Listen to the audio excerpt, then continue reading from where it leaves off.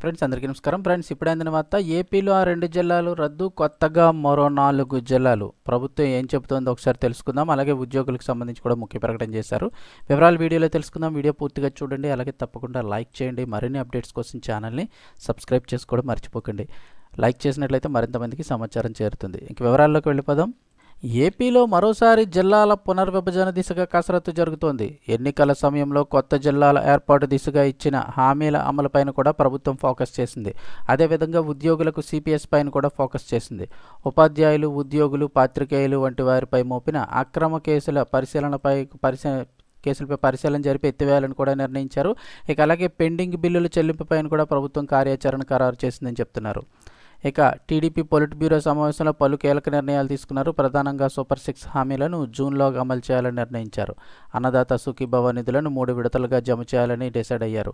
ఇక ఈ సమావేశంలోనే చంద్రబాబు కీలక అంశాలను పార్టీ నేతలకు వివరించారు.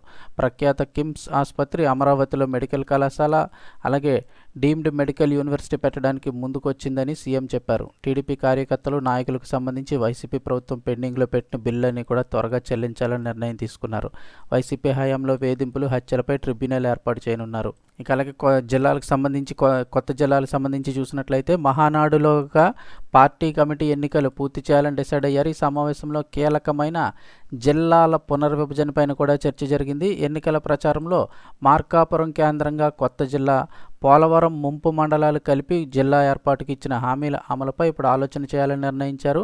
అదేవిధంగా అన్నమయ్య జిల్లా కేంద్రం రాయచోటిలో పెట్టడం, మదనపల్లి మరీ దూరం కావడం పైన కూడా పరిశీలనకు నిర్ణయించారు. అంతేకాకుండా డోన్ కేంద్రంగా మరో కొత్త జిల్లా ఏర్పాటు చేయాలని మాజీ ఉప ముఖ్యమంత్రి కేఈ కృష్ణమూర్తి కోరారు.